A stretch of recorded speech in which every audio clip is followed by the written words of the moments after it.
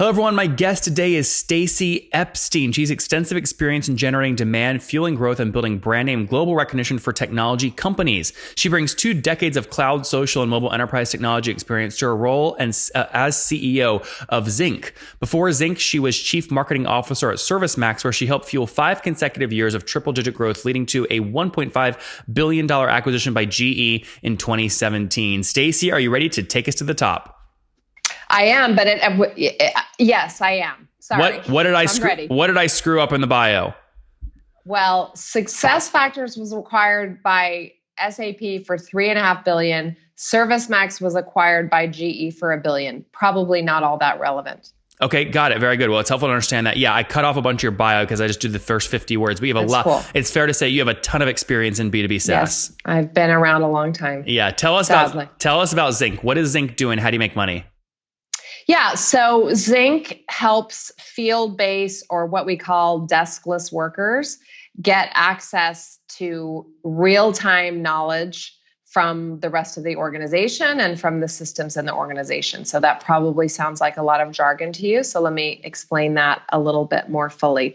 If you think of field service technicians like a dish technician who's coming to put a satellite on the top of your house so you can get cable TV, or you walk into a hotel and you're talking to a hotel worker or a construction worker, those are what we call deskless workers. They're people that don't sit in an office. They don't sit staring at a computer screen like most of, at least you and I probably do a good chunk of our day. And because of that, they're away from their peers. They're away from the people and the information that they could use to help them do a better job. So again, think about the dish guy. Technology probably helps him to get scheduled and get to the right door at the right time. But once that door gets opened, he could face all kinds of different situations. The wiring's different. How he gets on the roof is different. The problem that he's fixing is different. And without Zinc, he doesn't have a great way to ask questions or get information from the rest of his company. With Zinc, he can jump on Zinc. It is an all-mode communication app, meaning he can do a text, a voice, a video call. He can share his location. He can get content. He can get alerts from the company. In real time, he can get access to information that will help him solve the question that he's trying to solve, fix the problem faster, install the dish faster, get the customer up and running faster, which is great for him, great for the customer, and great for the vendor. And Stacey, what's your guys' revenue model? Is it a pure play SaaS model? Totally, 100% SaaS. We charge per user per month. Okay. Annual contracts. That's great. And I'm sure you work with a large cohort of customers and you're doing incredible cohort analysis. But for the sake of our limited time today, what would you say like the average customer is paying you per month? Oh, it really does. I mean, it can literally vary from $10,000 per month. I'll give you annual. Okay. So anywhere from $10,000 a year annually to close to 7 figures per year annually. It just depends. Okay. Yeah, customers big and small. Okay. And maybe let's then go away from the per logo basis. What do you charge on average per seat? I'm sure you probably do volume discounts, but are we talking like $10 a seat, $100 a seat? 10 to 20, depending on what they want per user per month. And depending on probably volume of what they're signing up with, right? Yeah, right. Of course. Like, 5,000 technicians, it's going to be a little lower than that. If you're doing 50, you're playing closer to list price. Yep. Now give me the backstory here. You were very specific in the bio saying you're CEO, but I didn't see the word founder. Did you help create the company or were you brought in as CEO? Well, a little bit of both. We were born out of another company that was just focused on a work texting app. So sort of like WhatsApp for work. That was founded by some of the product leads at Yammer. And it was a freemium model that had been in business for a couple of years and great product, but wasn't really going anywhere on the go-to-marketing side. So together with the board, I came in and we basically the Yammer board? No, the board of that company, which was called Cotap.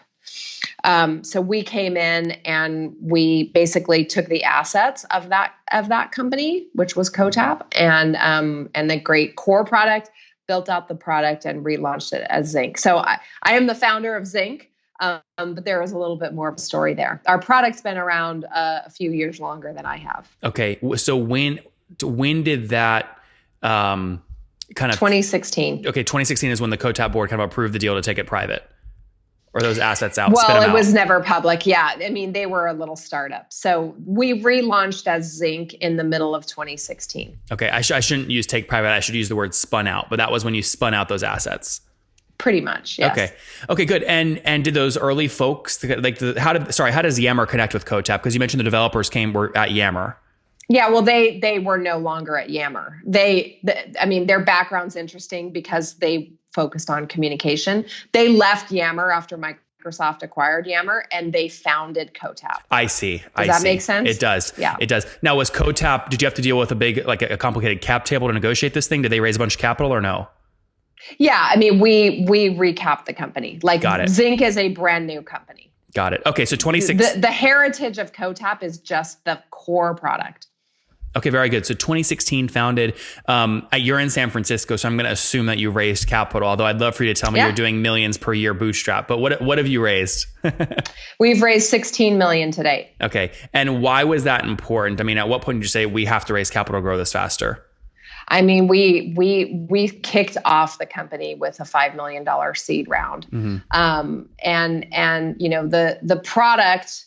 Again, we had a core shell of a product, then we spent a lot of engineering hours to build it into what it is today. But we really wanted to pour fuel on the sales and marketing, and the CoTap was doing a little tiny bit of revenue with a couple of customers, but not enough to really fuel the business and get us going. So that original 5 million, which was emergence capital and CRV, and that was really what it took to get the company off the ground and hire more of employees and get a bunch of new customers. And then in April of last year, we raised an official A round led by GE Ventures, also with participation from Hearst Ventures.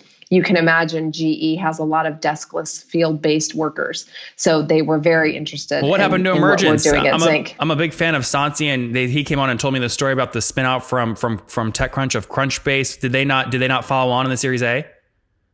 Oh yeah, they've invested in every single. Okay. They're still with us. So Jason Green is the chairman of our board. So got it.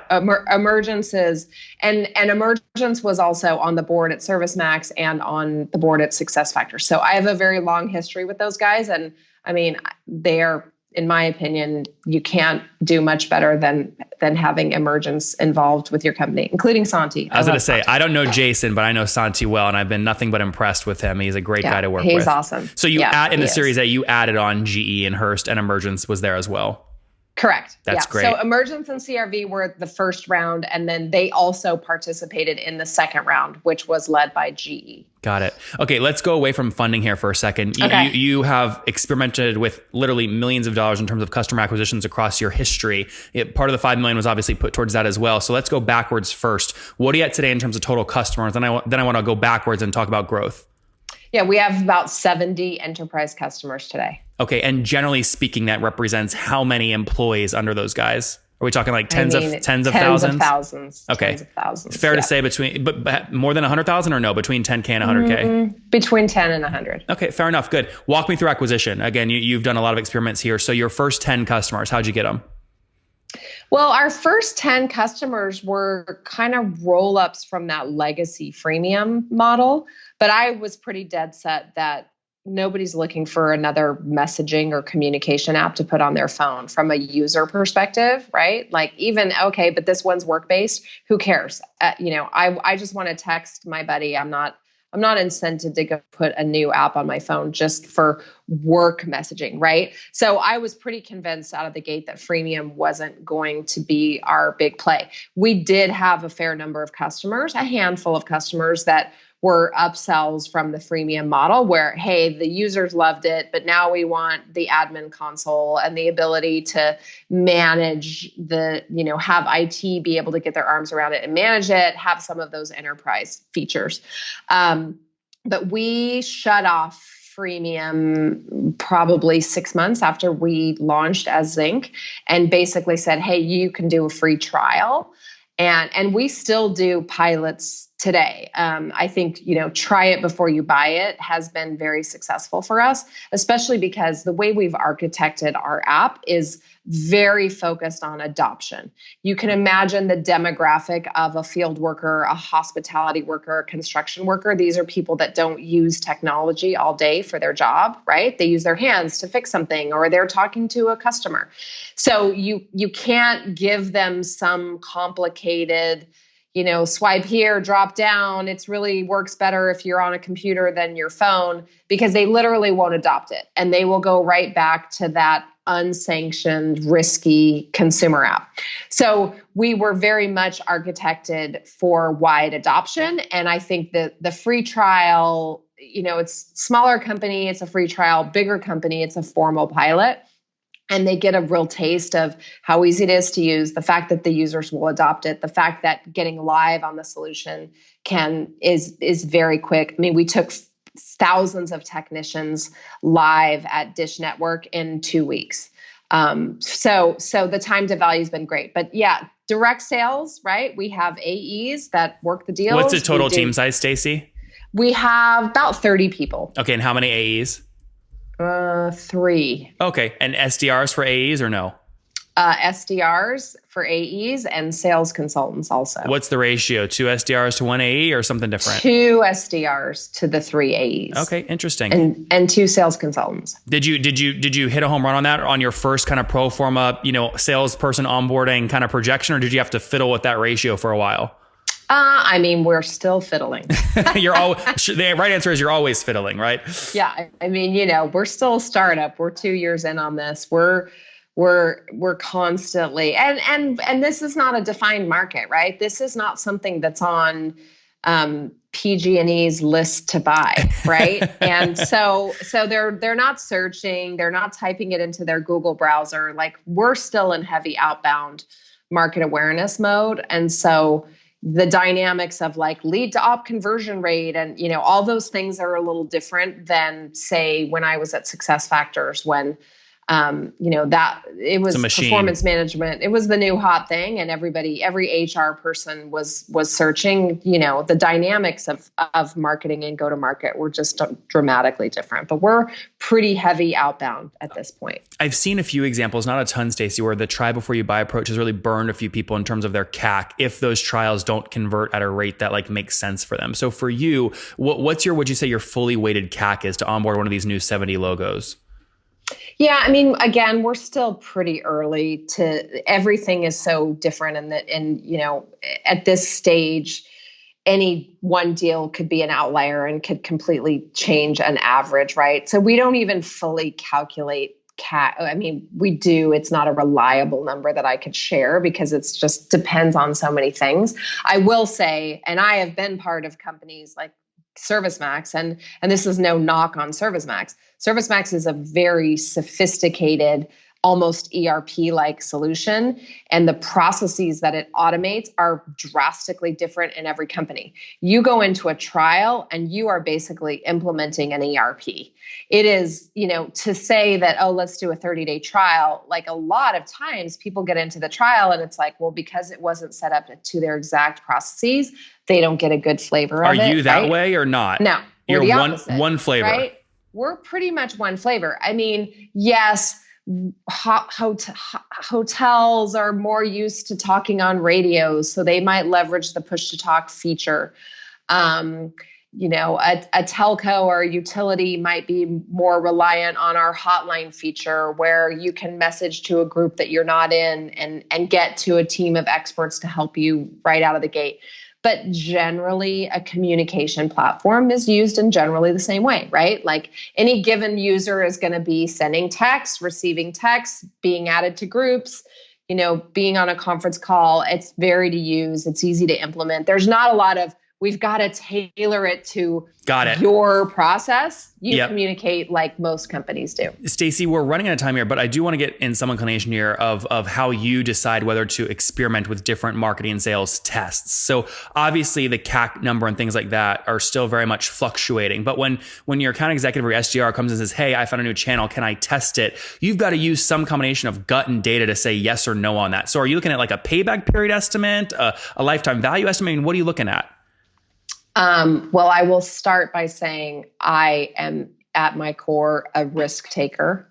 And, I've worked for the likes of Lars Dalgaard at SuccessFactors, where a lot of our company was built around taking risks and having a lot of them not work, but having some of them turn into the big game changer that move the needle. So, and I love people that take initiative. So if somebody in my organization comes to me with an idea and it seems pretty reasonable, now I'm not going to do something crazy that's going to break the bank, but I would say on gut and on 30 years of experience, I'm probably pretty likely to say yes at a small scale to anything that might move the needle for us. So if I was working for you and I said, hey, Stacey, look, I think I can land this new customer. The contract value, if the pilot goes well, is going to be $100,000 for the year, but it's probably going to take me about $250,000 to get them going in terms of the professional service stuff. Would you say yes or no?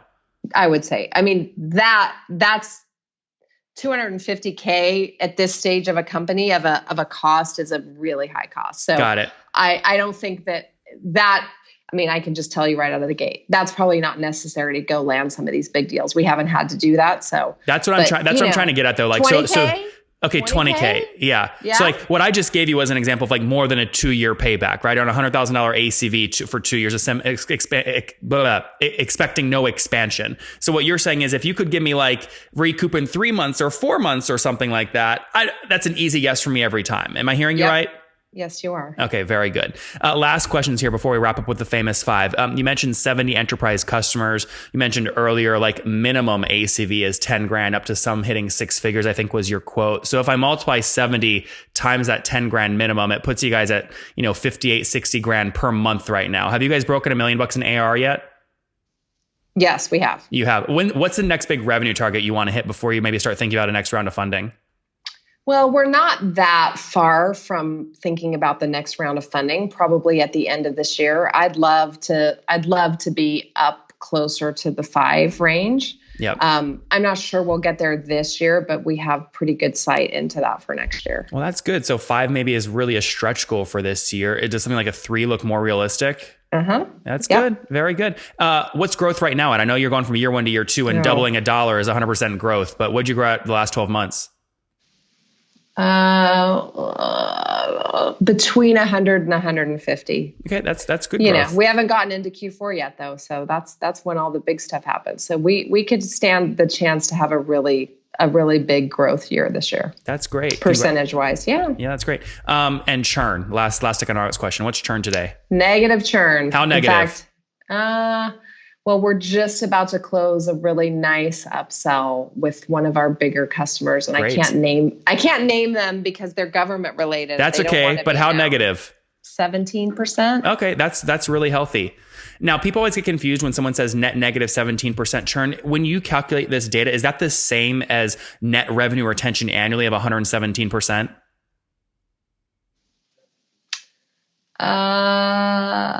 Yes, I believe so. I think it always is too, but I always want to make sure because everyone calculates things differently. I know, everyone does it differently. All right, very good, Stacey. Let's wrap up with the famous 5. Number 1, what's your favorite business book? God, that's a great question. I'm going to have to say Winning by Jack Welch, an oldie but goodie. All right, number 2, is there a CEO you're following or studying right now? Yes, like a million. It's hard not. It's Name not an underground one. Well, it's hard not to. It's hard not to follow Elon Musk right now, and I've got tons of mixed feelings about him. But it's hard to not be paying attention to what he's doing right now, for better or worse. Yeah. Number 3, what's your favorite online tool for building your business? Well, I'm going to have to say Zinc. Besides your own. You're such a marketer. Besides your own. I was like, what do I use the most every day? Of course, I use my own tool every day. Second most. It's probably Salesforce. Okay. Number 4. Boring answer. How many hours of sleep do you get every night? Anywhere from 4 to 8, okay, depending on how many things are going on. And what's your situation? Married, single, kiddos?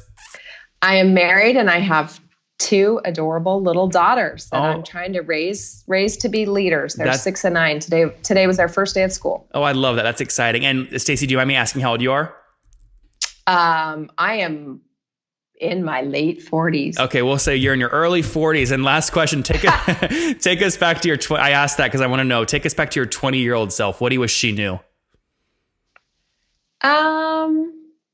Gosh, a lot of things. I wish I had thought of this question in advance. I mean, I don't know. I feel like you learn things along the way and you try to apply them along the way. I'm not sure I can think of one thing I wish I knew. Guys, I don't know. I think that's a good one. I think that's a good one, right? Enjoy the process, right? Make sure you're learning and keep your learning velocity as high as possible. From ServiceMax to many other companies, SuccessFactors, she's seen it. She's been there. She's done that. She's trying it again with a spin out from CoTap with some of our technical co-founders in 2016. Really a communications tool for many different industries, especially industries where folks are not in front of the computer every day. Think your Dish Network guy or folks out, on the road every day. So today, serving over 70 enterprise logos, enterprise customers, and that makes up about between 10 and 100,000 seats. They've passed $1 million in revenue, hoping to break 3-ish or 4-ish this year with eyes on $5 million in ARR sometime next year. The economics make sense. Net negative revenue churn of negative 17%, growing between 100 and 150% year over year with $16 million raised, team of 30 people. Stacey, thank you for taking us to the top. Thank you. Appreciate it.